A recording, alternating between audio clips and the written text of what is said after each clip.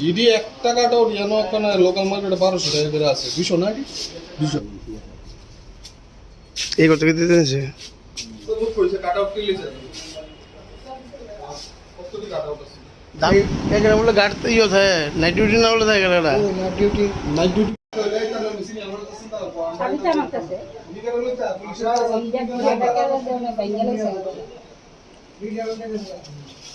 আমি সাবের খবর জানাইছি আনাইয়া করে ওই বড় বাম্বি একটা আছে ভিতরে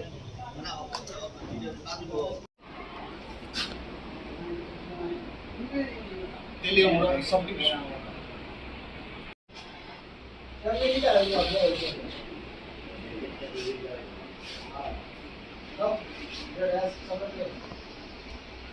ঘটনাটা আনুমানিক ভোর রাত্রে 3টা সাড়ে 3টার সময় সম্ভবত এই টাইমে যখন আমাদের কোনো স্টাফ টাফ থাকে না তখন আমাদের পিছের জানালাটা ভেঙে কিছু চোর আমাদের স্টোরের ভিতরে যে সব মালগুলি ছিল ওইগুলি লুটপাট করে নিয়ে যায়। বিগত কিছুদিন আগেও এই ধরনের দুর্ঘটনা হয়েছে আমাদের সাথে, এবারও সেম টাইপের একটা ঘটনা ঘটলো। এখন আমরা অ্যাসেসমেন্ট করছি কী কী জিনিস হারানো গেছে, কী কী জিনিস বাকি আছে। এই কিছুক্ষণ পরে এটা জানা যাবে। আমরা আরও ভালো করে তদন্ত করে দেখছি। আমাদের যে মেইন স্টোরটা ওটাও খোলা হয়েছে, কিন্তু ওটার থেকে আপাতত এখনও কোনো মাল সরানো হয়নি ধারণা করা হচ্ছে, কারণ মালগুলি আনইনট্যাক্ট আছে।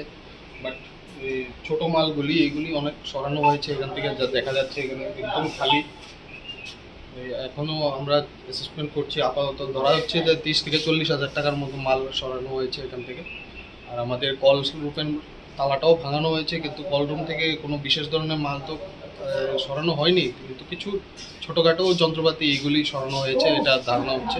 কারণ আমাদের স্টাফরা আমাদেরকে রিপোর্ট করেছে তাদের কিছু যন্ত্রপাতি ওরা পাচ্ছে না। তো এখন আমরা জিজ্ঞেস করে দেখব তাদের কী কী মাল হারানো গেছে, কী কী মাল আমাদের কাছে এখনও আছে। আশা করি আমরা একটা ভালো একটা এস্টিমেট করতে পারবো কী কী ধরনের ড্যামেজ হয়েছে। তো আমাদের সিনিয়র ম্যানেজার আর ডিজিএম সাহেবও আমাদেরকে একটা ডাইরেকশন দেবে কী কী করতে হবে।